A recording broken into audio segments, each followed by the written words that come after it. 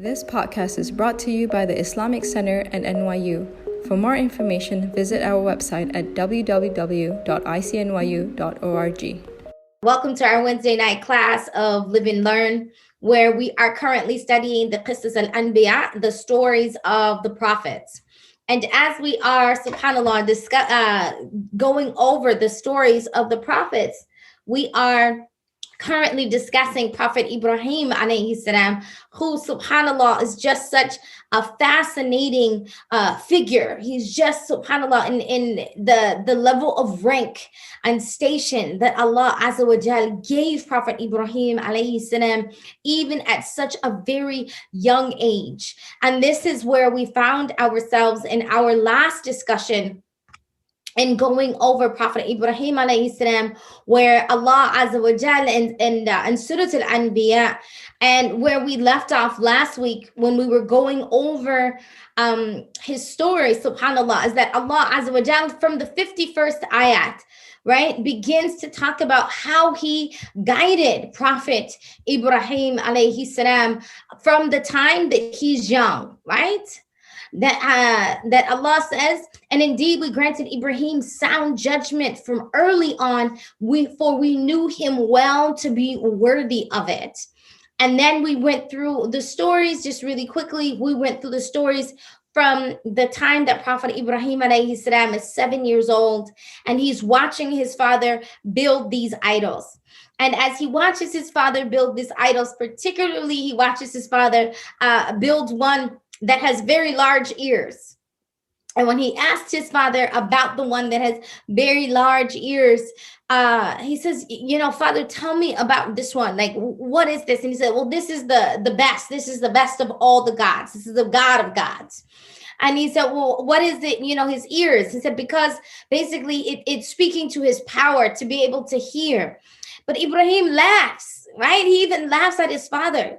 And because even this intellect as a child, this intellectual judgment we talked about, is something that even the child recognizes that, subhanallah, that I watched you design those ears. I watched you chisel those ears out. It's not that he was that way from the beginning. You, your own hand, actually designed this and chiseled it out. So this idea that it can hear you, he's laughing.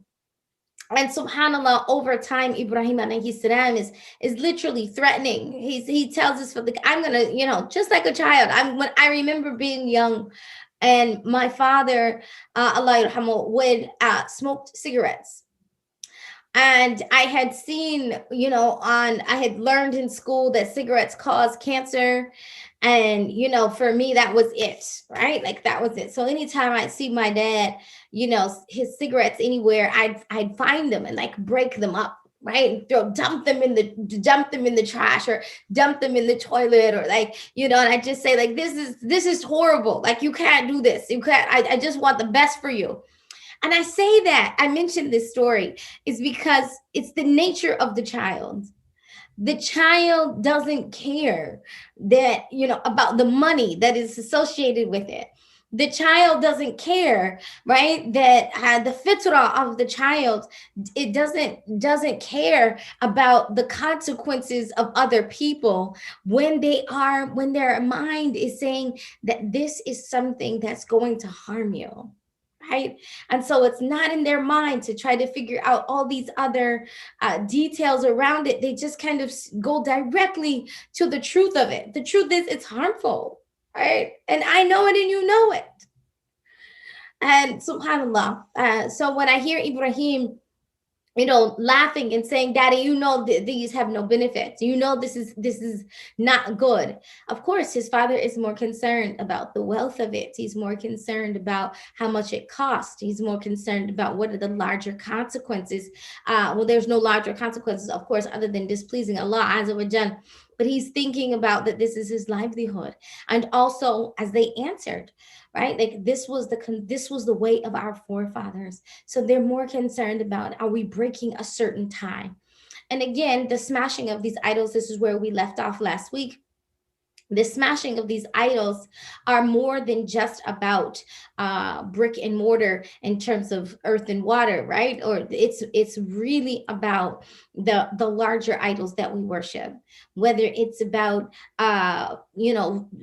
for traditions of our forefathers that are rooted in shirk, or traditions of our forefathers that keep us more concerned about dunya and more concerned about worldly matters than our Lord. There are things in our time, in our day and age, that people worship the principalities of wealth and power, right? And so this is even the same case. Is like, when do we smash in our own hearts the idols where we worship principalities of wealth and power, that which gives money, that which we believe as a result of that money then has a certain power, and that's even in as it relates to even a social political power, right? What will the people say? And as a result of what the people will say, what will my status be in the society? What kind of influence will I have or not have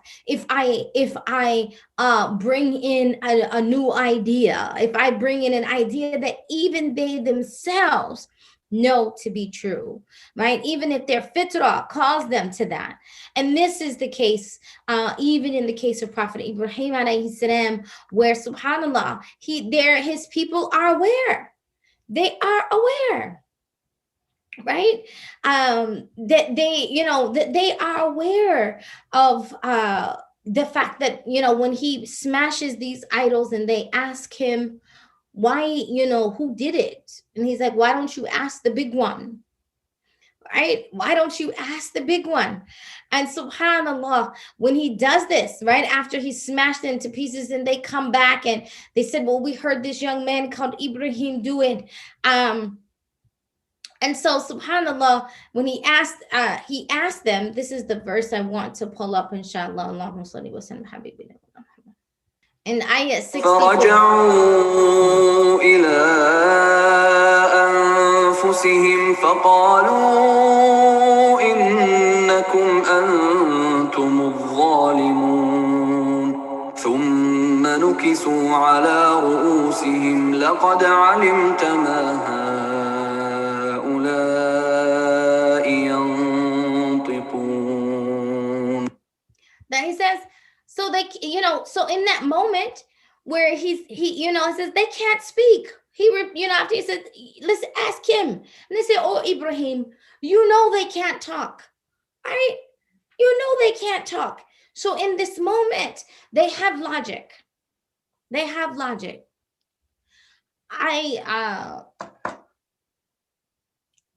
want us to reflect on this for a moment, because when we are currently studying certain philosophies in the university, in academia, there is the kind of belief, right, that people who are religious or who practice religion in our day and time have given up a certain logic, right? There is almost an argument toward, because of all of the things that are happening in the world, even because of like the way that we deal with law and money and power and systems and structure, that there is a belief, or there is a thought out there, there's a philosophy that exists out in the academic world. And that basically that those who then practice religion have traded rationale or rational thought for the irrational, and that by itself is somewhat what spirituality or religiosity is made of, right? But in Islam, this is actually an idea we reject. This is actually a very clear line that kind of separates Islam from other religious philosophy or from other religious thought. Because in reality, one of the things that we actually study in ilm and kalam, right, that one of the most basic things that you study in Islamic science is you study logic. right? You study rationale. Now, what we do understand is that rational logic is not the be all and end all of existence. We do understand that, right? We understand that the way that Islam gives a certain deference, and there is a place for logic, right? Even inside of our own aqidah, there are certain things that we that the intellectual judgment can arrive at, but we recognize that the intellect, the aql of the human being, the mind of the human being, even though it can have logic, it is still not the highest reality. But recognizing that it is not the highest reality does not erase the place of logic and rationale.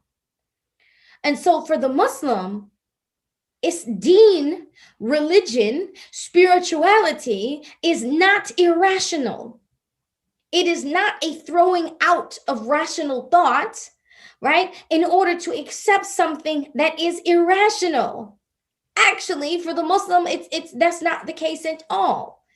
And in Prophet Ibrahim alayhi salam, why he part of the reason why he plays such a huge role in the life of the Muslim, a huge role in saying that he is the father, right? Abikum Ibrahim, your father, Ibrahim, is because he is really his actions and his behavior and the lessons that he's giving us along the way, right, are the things by which they're almost the keys to the other doors of the Anbiya who come before him and the Anbiya even who come after, because he literally lays down a lot of the foundation of theological thought, theological rationale, right? Like in terms of critical, this key point in understanding ilm al-kalam, or understanding aqidah, understanding that theology from an Islamic standpoint includes logic, right? Includes rationale. That it is even Imam al-Ghazali, the text of Imam al-Ghazali, when he gives us all of these books on aqidah, one of the biggest aspects of that is about proof. Right? It's like, how can you prove the existence of Allah Azza wa Jal? It is not a case where we think Allah cannot be proven, right? No, the Muslim says Allah can be proven, right? And there are Islamic sciences by which that is ongoing. And inshallah, bi'idhnillah, we'll talk a little bit about that. But in this, Ibrahim alayhi salam at the age of 7 is saying, if you know they cannot hear, right? What is the significance of that? Of saying they cannot hear, and that having impact in terms of it cannot be the definition of an illah. It cannot be a definition of that which is worthy of worship. Because if the human being has the power to hear, right? And there are two aspects of this that are important in terms of aqidah. Number one, if the created being, the human being, right? And in this case here, if the created human being has a power that the Almighty does not, the one that you're saying is worthy of worship doesn't have, then how can that be considered almighty? Therefore, in Islamic logic says it cannot be an illah. It cannot be that which is worthy of worship. If you're worshiping something that does not have the ability to hear, right? And you know it doesn't have the ability to hear, nor does it have the ability to speak, which is also the ability to command. If it doesn't have the ability to speak, communicate, but you do, then what you're saying, right? Then the issue of the idol is that ultimately you have more power than the idol, meaning that the idol in and of itself then is not all powerful, does not have the ability or should not be worshipped by definition of this proof. then that's a going backwards, right? So this is if I take it from my standpoint, and then I say the one who I'm claiming, right, should be worshipped, the one that came before, if it doesn't have a power that if it doesn't have a power that I have, this is important, hear me out. If it doesn't have a power that I have, how could it then give me a power that it itself does not have? Saying this is not logical. It's not possible. It's outside the realm of possibility. Right? So it can't give me the ability to hear or to speak, and it itself does not have it. Therefore, it is not the originator. And so because it is not the originator, by definition, from an Islamic standpoint, of that which is worthy of worship, because from an Islamic standpoint, that which is worthy of worship is all powerful, is pre-eternal, meaning it came before. In order to bring me into existence, it had to have come before. And so we're saying that which is worthy of worship, which is the creator, the one who brings it into existence, the originator, right? Then they have to have a power in order to enact that power, that it itself must possess that power. I hope that you're following me on that. And then if I'm saying, right, that the human being then gave that power to someone else, which we know is illogical. It's impossible. Why? If that were the case, then hearing people could never give birth to deaf children. And we know that's not the case. We know that hearing people give birth to deaf children all the time. We know that if that were the case, we could have the power of Kalam Allah, right? Which is this is an important power to possess. Instead of trying to find all kinds of scientific methods by which to cure hearing, we could just say kun fayakun. We could just say be, hear. And then that person would have the ability to hear, but we don't possess that power. We don't possess that power. So therefore, anything that is created, or should I say invented from our hands, right, by definition, is deficient in power, because we are deficient in power. So therefore, the one who is al-Khaliq, the one who's worthy of worship, the one who is the creator, could never be deficient in power. And so in these small arguments, right, this is what Ibrahim is saying.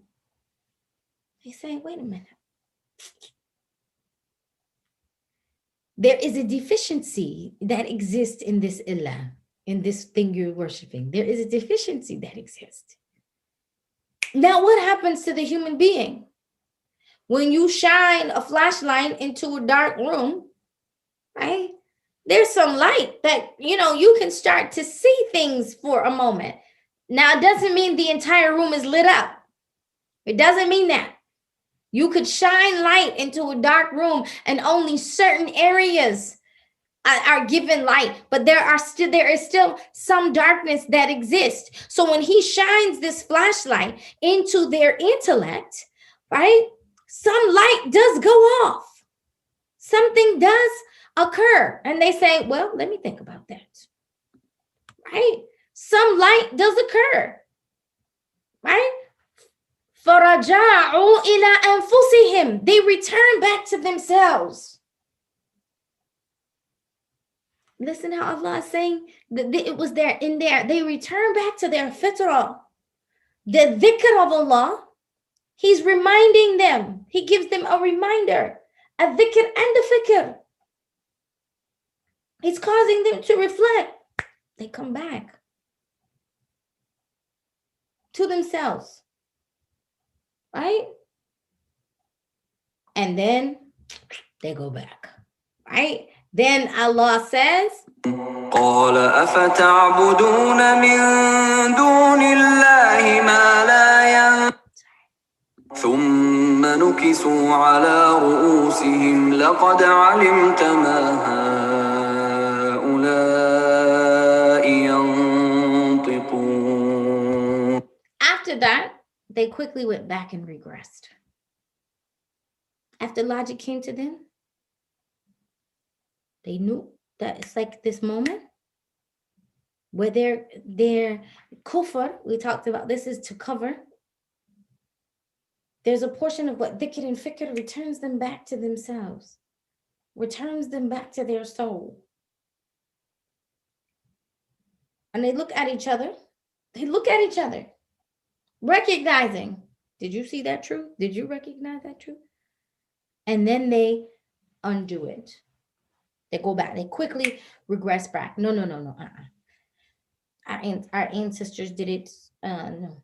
Our fathers did it. No. This is what we're doing.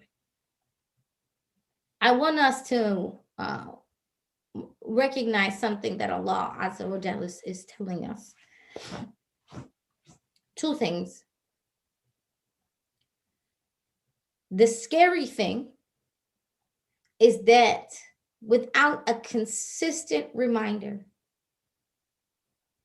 without the knowledge of Aqidah, full knowledge of Aqidah, without taking classes on Ilm al-Kalam, without taking classes on Aqidah, that the mind could regress.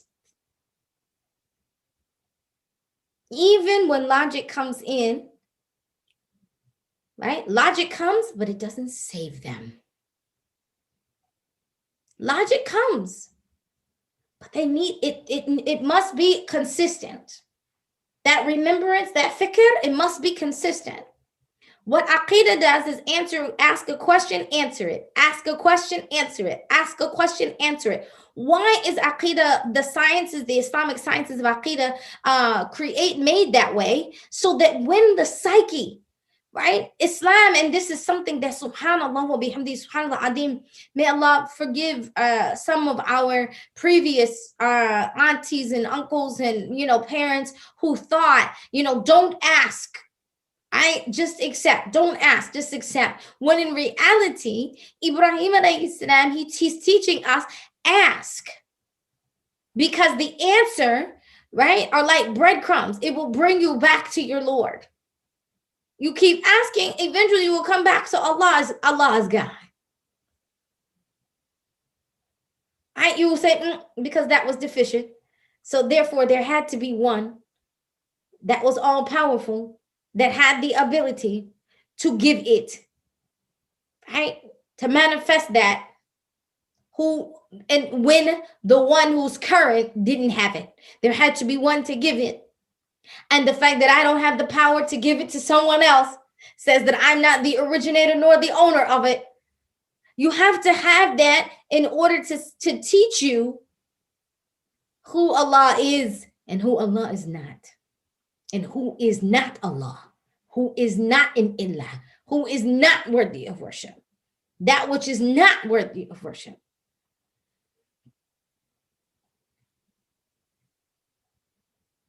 But knowledge must be something that's given on an ongoing basis. And if that knowledge does not penetrate the soul, if it doesn't penetrate the heart, it won't save you. Which is why we have tons of scientists.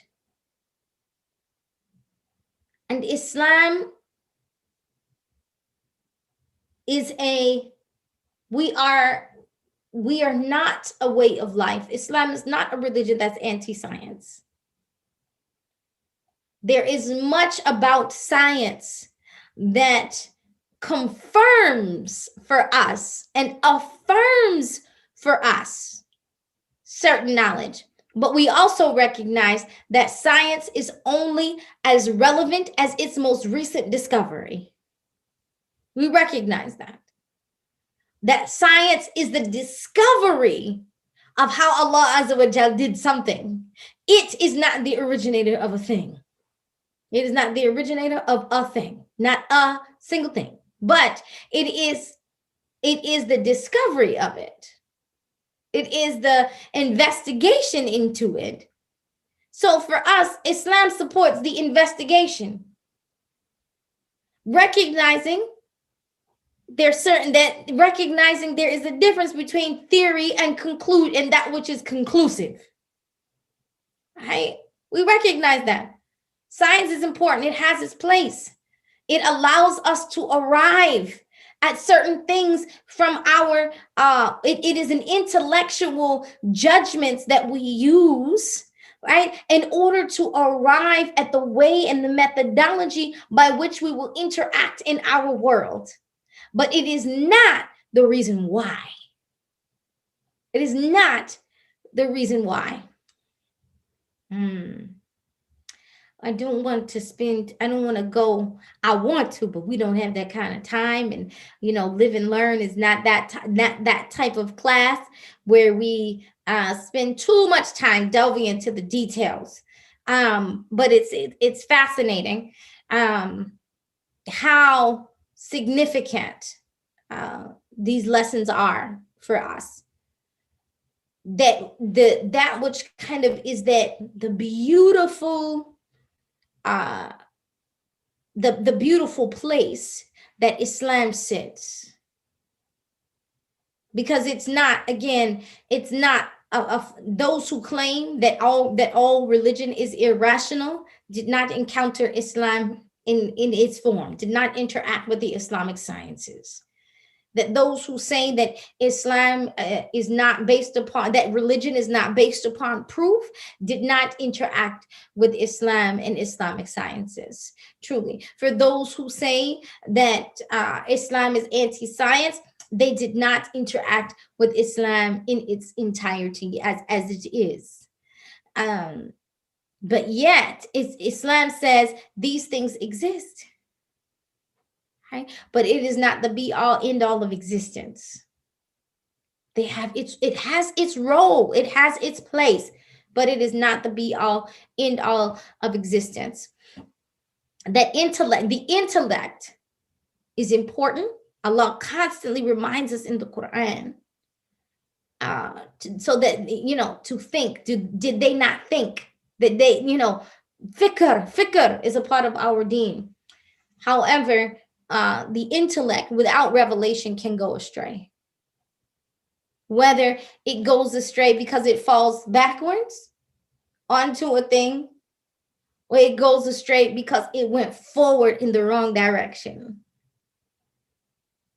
And so this is the case of where Sirat al-Mustaqim, to say how is that intellect being guided, right? It's kind of like Columbus, that he was on the track to discovery, but because his map was 25 degrees off, he thought he was in India and went on to name that thing, right, and to name the people present Indians. He did land somewhere, and he did have a method by which he was traveling. But he was 25 degrees off, and he landed in the wrong place and gave it the wrong name. And so this is like the intellect, right? The intellect without proper mapping, without proper furqan, can go astray and then label something that's not its reality. And this is we have to be careful of this. Allahumma salli ala habibina Muhammad. Okay, I want to go back really quickly, inshallah, to the story of Ibrahim alayhi salam. I want to spend more time on that. Just makes me excited to say we should just teach a class just separate on Aqidah in and of itself. But inside of this, the people began to slowly, of course, become very angry with Ibrahim. Right? They became more and more angry with Ibrahim, and they tried to attack him that night. At that point, his father intervened and said, listen, my son, even though he had been threatening him individually, he had already been saying, if you don't stop it, Ibrahim, I'm going to stone you. I'm going to beat you. right? I'm going to beat you in the head with a rock. Even this is how his father's talking to him. Like, if you don't stop it. But he doesn't. But this night, when the people want to put their hands, lay their hands to Ibrahim, his father's like, listen, my son is sick, right? My son is sick. He's not well. Give me some time with him to get him well, because he's still very young. He's a young boy at this point. And so they say, okay. So they allow him to take him and to put him to bed. And his father is talking to him like, listen, you are causing a ruckus. And I'm trying to be patient with you, but you are, you are causing an uproar. And subhanAllah, as the father is trying to deal with Ibrahim, the people are already putting it to a vote.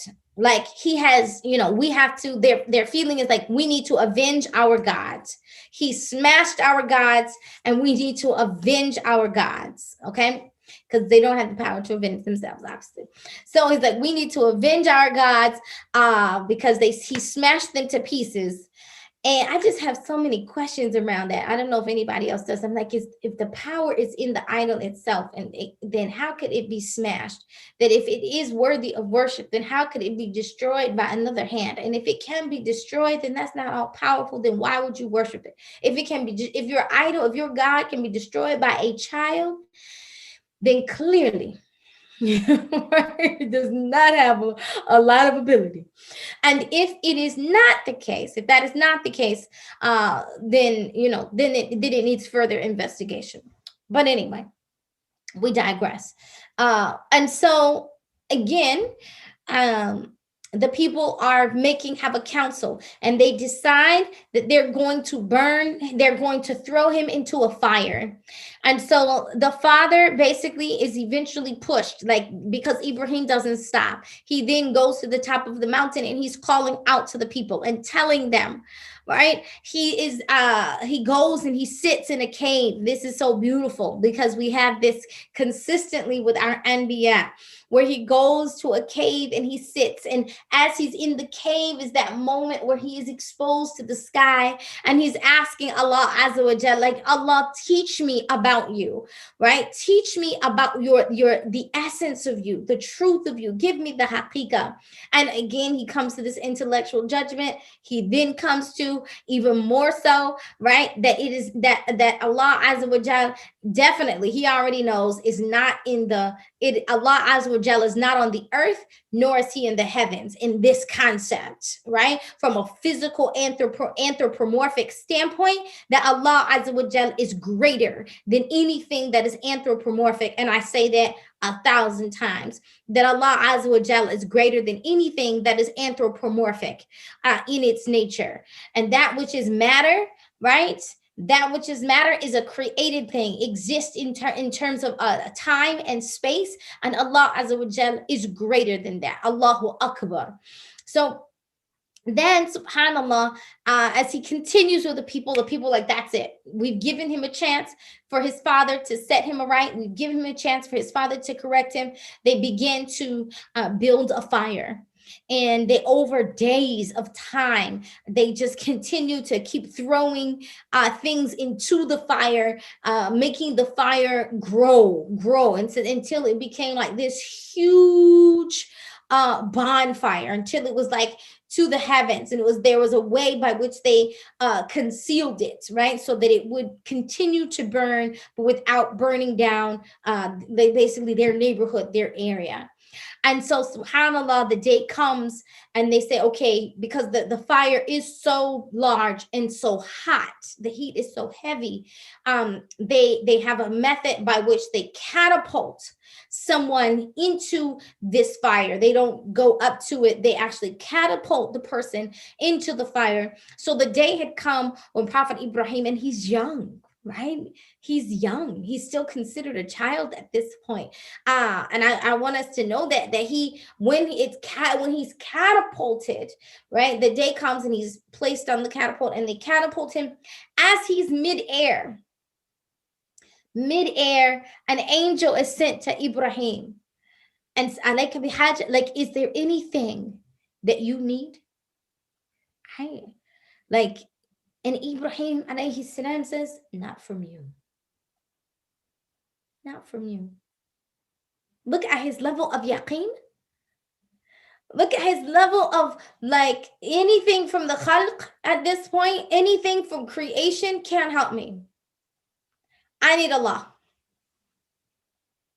This is what, mashallah, the hadith on Ibrahim alayhi salam, as he's in the air, angel comes to him. Is there anything I can do for you? It's enough from you. That if anyone is going to save me, it's going to be Allah Azza wa Jal.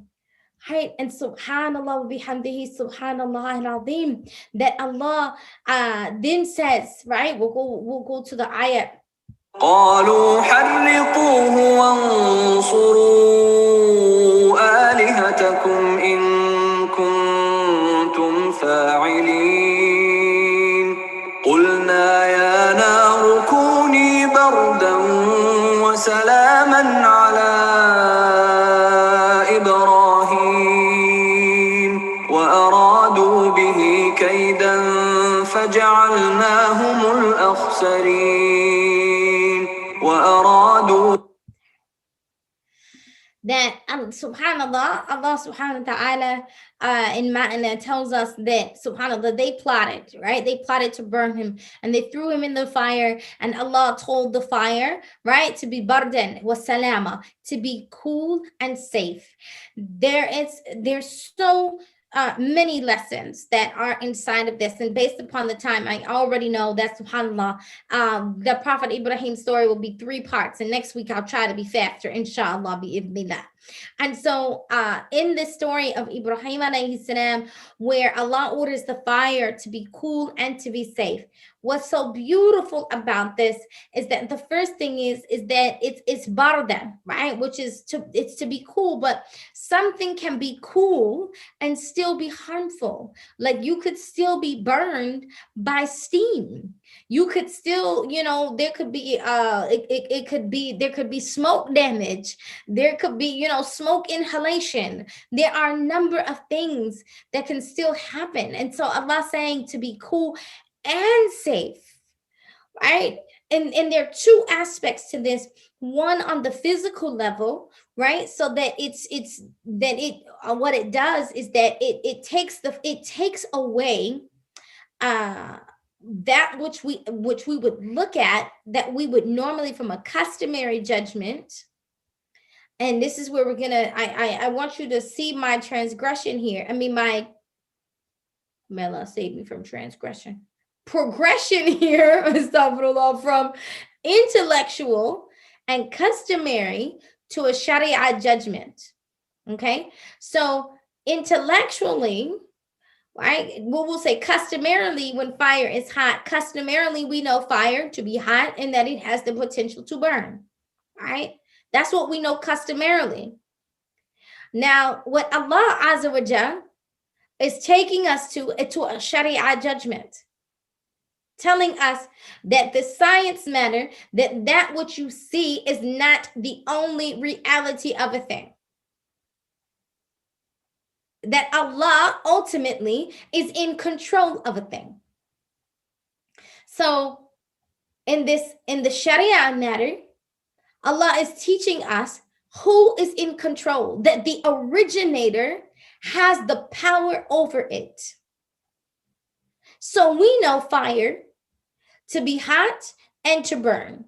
Allah says, yes, and I teach you that, right? I give you that customarily so that you know to use fire to warm yourself, you know to use fire to burn, to purify, right? To remove disease or germs from something. You also know fire for the sake of being able to mold in shape. It doesn't only destroy, it has the ability to mold and shape certain weapons or cutlery or things like that. It can mold steel and iron, but also you use it to cook. There are many things that what fire does, we use it for. However, recognize that Allah Azza wa Jalla is the creator of the fire of it in and of itself. What is Allah teaching us?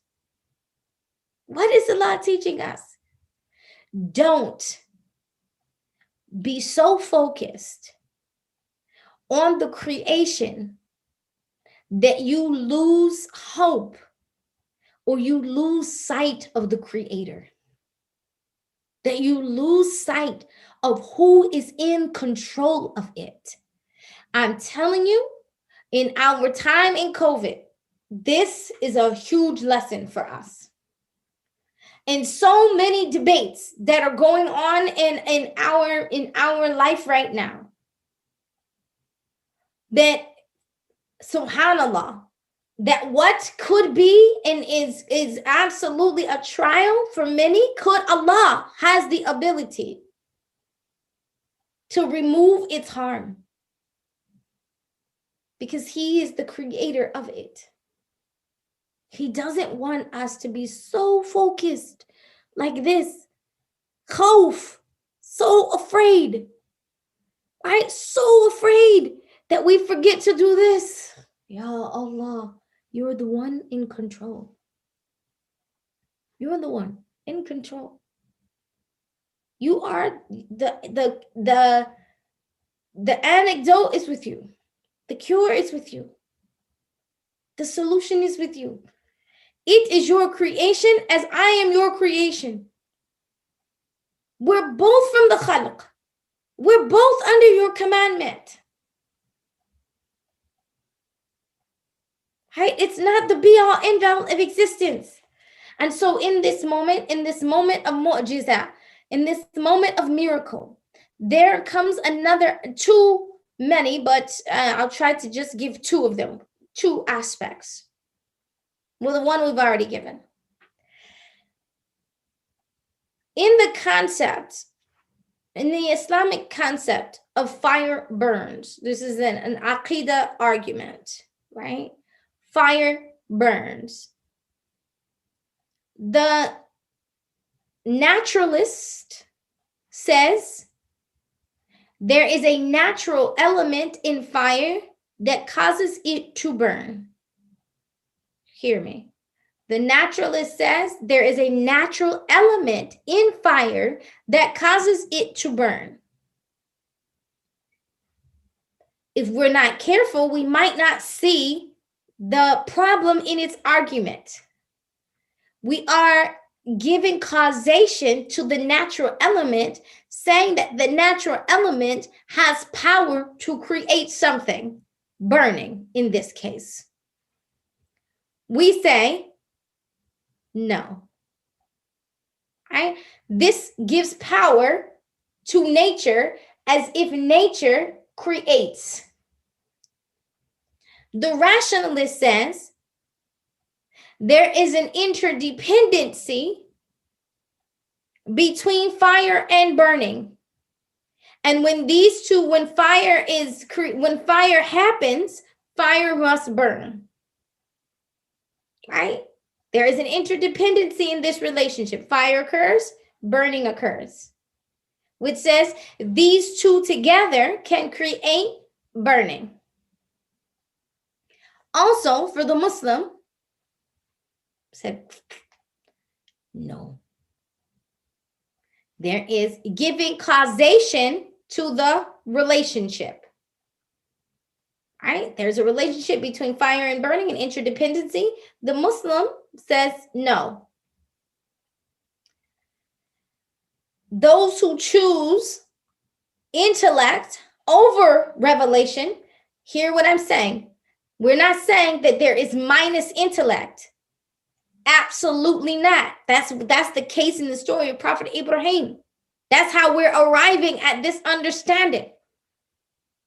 But those who choose intellect over revelation say Allah created fire to burn. Therefore, fire must burn. Allah created fire to burn, it must burn. The problem is the people of Ahl Sunnah wa Jama'ah, the believer, the judgment of the believer says Allah creates fire and Allah creates burning. And if Allah commands fire to burn, it will burn. But if Allah does not command fire to burn, it will not burn.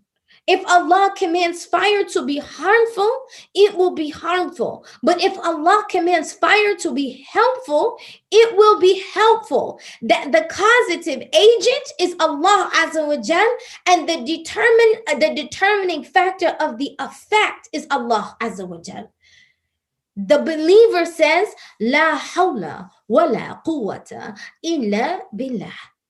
There is no power and no might except that from Allah subhanahu wa ta'ala. And therefore, that if Allah removes the customary judgment, if Allah suspends what customarily happens, as would be his choice, and he's done many times, and you don't have to be religious to know that if Allah suspends it, what customarily happens, we say, well, that was a natural. Sometimes people say that was a natural phenomenon.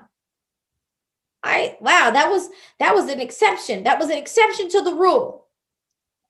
That doesn't normally happen. Right? And it doesn't normally go that way. Something exceptionally extraordinary happened.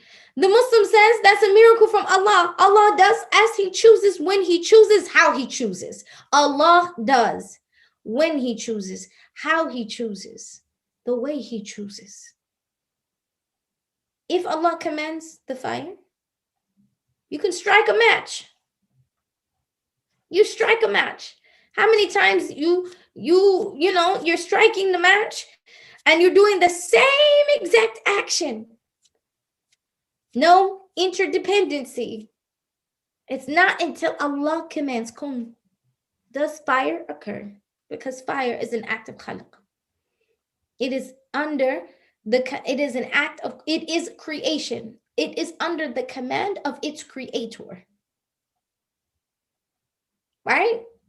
It's under the command of its creator.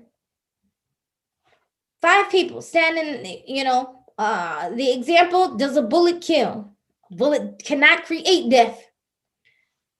50 Cent can get shot, 7 times, 50 times in the face. He doesn't die. Gets lodged here, lodged there, 50 times in the face, 7 times, 50 Cent gets shot in the face multiple times. Does he die? No. Why? Because bullets don't kill. They don't command death. Allah commands death. Doesn't happen until Allah chooses, when he chooses, how he chooses. Another person gets shot, it grazes them. They die. They die from the sound of the bullet shot. They die. Why? Because death was commanded for them. In this moment, what Allah subhanahu wa ta'ala is also saying to the believer is, yes, your intellect is important, right? Your intellectual judgment will cause you to arrive at a certain thing. It will cause you basically to be able to reflect on the customary laws by which I have created the universe. But who is the governor of the customary laws? It's Allah Azza wa Jal. That the human being does not command it. Now, what happens in the case of Ibrahim? He doesn't burn. He doesn't burn. He comes out of that fire. He walks out of it unharmed. What do the people do? They recognize, whoa, what just happened here? He walks out of the fire, safe. And then Allah Azza wa Jalla commands him to leave and to take his nephew Lut with him. Go. You, Sarah, Lut, your wife, go. Later on, go. You guys go. These people won't listen. After years of talking to them, years talking to them. Years. Time to talk to them. It's time to go. He orders them to migrate and to leave these people. Now, there are so many lessons, again, inside of this about teaching us who our Lord is, teaching us about the power of Allah, teaching us about the limited power of the human being, teaching us about intellectual judgment, but also teaching us about submission to Sharia and not choosing our created intellect, which is intellect also being a portion of the khalq, a portion of the creation, to not choose the creation of rationale over revelation, that which comes from its creator, its originator, and to not deny miracles. That Allah is also teaching us about different levels and different types of disbelief. That one aspect is just an open one. You're worshiping things from brick and mortar. Another one is you are worshiping from the perspective, right, of ancestral tradition. You are choosing culture and ancestral lineage over revelation. The next type is those who are choosing intellect over revelation. And Allah says each of them have their place. We have a certain deference to our parents, a certain respect for our elders. That has its place, but not over Allah. We respect our lineage. Something Allah sent the Prophet ﷺ in Islamic law to preserve. We respect it, but we don't choose it over Allah. We respect the intellect. We don't choose it over Allah. We respect the customary laws, but we know the one who created it and the originator of it has the ability to suspend it. We don't choose it over Allah. Look at the different levels, right? The different levels are earthly, ancestral, right? Somewhat earthly. Another one is like from like the worship of this plane, right? Then the other one is self-worship. I worship what I can see and understand. I worship the way if it's not the way I understand it to be. If I can't intellectualize it, it didn't exist. This is another type of worship. These are all either outright kufr or shirk. And Allah is undoing each one of these in this story of Prophet Ibrahim alayhi salam. That is the adhan. Forgive me. So inshallah, we will just stop here. I will read the 3 quls, and then we will quickly go to Salat al-Maghrib. Jazakumullah al-khair for today's class. May Allah subhanahu wa ta'ala bless us to join together again next week for Ibrahim's life as an adult. بسم الله الرحمن الرحيم قل هو الله أحد الله الصمد لم يلد ولم يولد ولم يكن له كفوا أحد بسم الله الرحمن الرحيم قل هو الله أحد الله الصمد لم يلد ولم يولد ولم يكن له كفوا أحد بسم الله الرحمن الرحيم قل هو الله أحد الله الصمد لم يلد ولم يولد ولم يكن له كفوا أحد بسم الله الرحمن الرحيم قل أعوذ برب الفلق من شر ما خلق ومن شر غاسق إذا وقب ومن شر النفاثات في العقد ومن شر حاسد إذا حسد بسم الله الرحمن الرحيم قل أعوذ برب الفلق من شر ما خلق ومن شر غاسق إذا وقب ومن شر النفاثات في العقد ومن شر حاسد إذا حسد بسم الله الرحمن الرحيم قل أعوذ برب الفلق من شر ما خلق ومن شر غاسق إذا وقب ومن شر النفاثات في العقد ومن شر حاسد إذا حسد بسم الله الرحمن الرحيم قل أعوذ برب الناس مالك الناس إله الناس من شر الوسواس الخناس الذي يوسوس في صدور الناس من الجنة والناس بسم الله الرحمن الرحيم قل أعوذ برب الناس مالك الناس إله الناس من شر الوسواس الخناس الذي يوسوس في صدور الناس من الجنة والناس بسم الله الرحمن الرحيم قل أعوذ برب الناس مالك الناس إله الناس من شر الوسواس الخناس الذي يوسوس في صدور الناس من الجنة والناس. After me, بسم الله الرحمن الرحيم قل بسم الله الذي لا يضر مع اسمه شيء في الأرض ولا في السماء وهو سميع عليم. بسم الله الذي لا يضر مع اسمه شيء في الأرض ولا في السماء وهو سميع عليم. بسم الله الذي لا يضر مع اسمه شيء في الأرض ولا في السماء وهو سميع عليم. بسم الله الذي لا يضر مع اسمه شيء في الأرض ولا في السماء وهو سميع عليم. اللهم صل على حبيبنا مولانا محمد وعلى آله وصحبه وسلم. Inshallah, I'm putting all of I'm gonna send to everyone. If you have questions that you'd like to ask about tonight's class, I'm putting my email in the chat. Please send me the questions. Inshallah, we will start next week's class with them again. We'll be covering Prophet Ibrahim alayhi salam for a third time. Inshallah, bi'idnillah, because again, he's so expansive, so important inside of our deen, that it's something we say, Allahumma salli ala Sayyidina Muhammadin wa ala alihi kama sallaita ala Sayyidina Ibrahim ala ali Sayyidina Ibrahim innaka hamidun majid. And so with that, it's just we can't cover Prophet Ibrahim alayhi salam in 30 minutes or 40 minutes. His life is just too important. His message, this risala for us is just too monumental to cover in such a short time. So jazakumullah al khair for your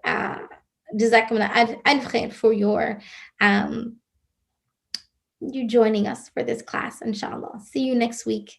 Again, if you have any questions, please send me your questions to ip34@nyu.edu. Happy Maghrib. Assalamu alaikum. If you would like to listen to more, please donate to www.icnyu.org/donate. For more of our virtual programs, go to www.icnyu.org/classes. If you have any questions, email us at info@icnyu.org.